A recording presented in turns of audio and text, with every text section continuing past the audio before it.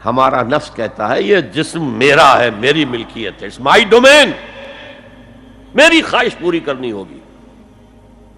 جیسے اس نے کہا میں نہیں جانتا کوئی خدا ہے میرے سوا اور میرے اوپر، میں نہیں مانتا. نفس بھی کہتا میں نہیں ماننے کو تیار، کیا حلال ہے کیا حرام ہے، کیا جائز ہے کیا ناجائز، میری خواہش پوری کرو.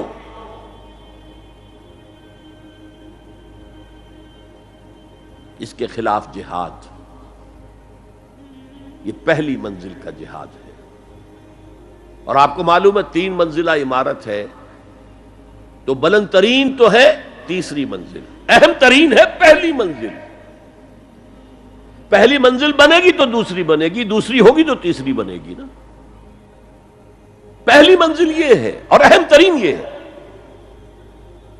اسی لیے مولانا روم نے کہا نفس ماں ہم کم طرز فرعون نیست، میرا نفس بھی فرعون سے کم نہیں ہے، لیکن ایراعون نیست، اس کے پاس لاؤ لشکر تھا. اس نے زبان سے بھی کہہ دیا تھا انا ربکم الاعلی، میں ہوں خدا.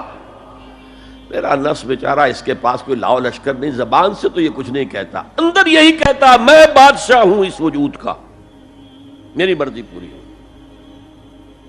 تو اسٹرگل اگینسٹ دس بیسر سیلف، ایک سیلف ہے اونچی سیلف، خودی، انا، ایگو، اور ایک ہے یہ بیسر سیلف، ہمانی جبلتیں جو اندھی بہری ہیں، جو حلال اور حرام سے انہیں کوئی غرض نہیں ہے، ان کے خلاف جہاد کرنا.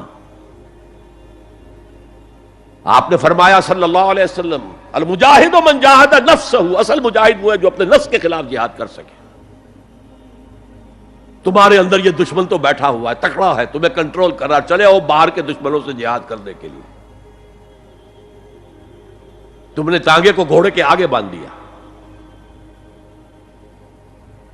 اور ایک دفعہ حضور سے پوچھا گیا ای الجہاد افضل یا رسول اللہ، اے اللہ کے رسول سب سے افضل جہاد کون سا ہے؟ فرمایا ان تجاہد نفسک فی طاعت اللہ، اپنے نفس کے خلاف جہاد کرو، اسے اللہ کا مطیع کرو. یہ جو اندر کی کشمکش ہے، کشاکش ہے، یہ جہاد فی سبیل اللہ کا نقطہ آغاز، اللہ کا مطیع بنانا ہے نفس کو. اس کے ساتھ 2 سب لیول اور ہیں. اس نفس کو بھڑکانے والی ایک قوت ہے انویزیبل، اور ویزیبل بھی ہے. انویزیبل قوت سب سے بڑی ابلیس، شیطان لعین، اور اس کے چیلے چانٹے جنات میں سے. اور ویزیبل میں انسانوں میں جو اس کے ایجنٹ ہیں، جو فحاشی کو کلچر کا نام دے، یہ اس ابلیس کے چیلے ہیں. ان کے خلاف جہاد نہیں کریں گے آپ. اگر آپ ان کے خلاف ایگریسو ایٹیٹیوڈ اختیار نہیں کریں گے تو آپ ان کے دباؤ میں آ جائیں گے. ان الشیطان لکم عدوا فاتخذوہ عدوا، اے لوگوں یہ شیطان تمہارا دشمن ہے، اس کو اپنا دشمن سمجھو. وہ تمہیں سبز باغ دکھاتا ہے، بدی کو مزین کر کے دکھاتا ہے، اچھے اچھے نام اس کے رکھ دیتا ہے، اور تمہیں آمادہ کرتا ہے بدی کے ارتکاب پر. نہیں، وہ تمہارا دشمن ہے. افتتخذونہ وذریتہ اولیاء من دونی، تم مجھے چھوڑ کر اسے اور اس کے چیلے چانٹوں کو تم اپنا دوست بناتے ہو. نہیں، شیطان کے خلاف جنگ کرو. اور تیسرا اس پر سب لیول کیا ہے؟ معاشرہ اگر بگڑا ہوا ہے، اس کا عمومی رجحان برائی کی طرف ہے، تو سوشل پریشرز آپ کو ادھر دھکیلتے ہیں.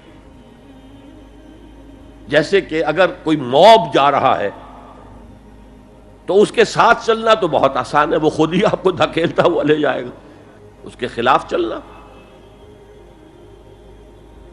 بہت مشکل کام. ہو سکتا ہے آپ بڑی زور لگا کے 4 قدم آگے بڑھیں، پھر کوئی ریلا آئے 10 قدم پیچھے لے جائے. تب 2 ہی راستے ہیں، زمانہ بات و سازت تو بعد زمانہ بے ساز. یا تو پیسو معاملہ ہے، زمانہ تمہارے ساتھ سازگاری نہیں کرتا، چھوڑو تم زمانے کے ساتھ سازگاری اختیار کر لو، چلو تم ادھر کو ہوا ہو جدھر کی. ایک یہ ہے کہ نہیں، زمانہ بات و سازت تو بعد زمانہ ستیس، زمانہ اگر تمہارے ساتھ سازگاری نہیں کر رہا تو زمانے سے جنگ کرو، لڑو، ریزسٹ کرو۔ تو 3 جہاد ہو گئے فرسٹ لیول کے، 3 سب لیولز۔ نفس امارہ، لبیڈو، نفس حیوانی کے خلاف جہاد، اس کو بھڑکانے والے، وسوسہ اندازی کرنے والے، اس میں پھونکے مارنے والے، شیطان اور اس کی ذریت مانوی اور ذریت نسلی، جنات اور انسانوں میں جو اس کے ایجنٹ ہیں، ان کے خلاف جہاد، معاشرے کے خلاف ایک اسٹرگل۔ اب یہ 3 جہاد آپ نے کر لیے، اللہ توفیق دے ہم میں سے ہر ایک کو، تو اب یہ جہاد آپ کے جسم سے باہر نکلے گا، خارج میں آئے گا۔ دوسری منزل ہے نظریاتی تصادم۔ اگر آپ نے ایمان کا نظریہ اختیار کیا ہے تو الحاد کا نظریہ رکھنے والے بھی موجود ہیں۔ آپ نے توحید کے نظریے کو اختیار کیا ہے تو مشرکانہ عقائد رکھنے والے بھی موجود ہیں۔ They are bound to resist. اس کے خلاف جہاد کرنا ہوگا، محنت کرنی ہوگی، اپنی بات کو دلائل سے ثابت کرنا ہوگا، اپنی بات کو اچھے انداز میں حسن اسلوب سے لوگوں کے دلوں تک پہنچانا ہوگا۔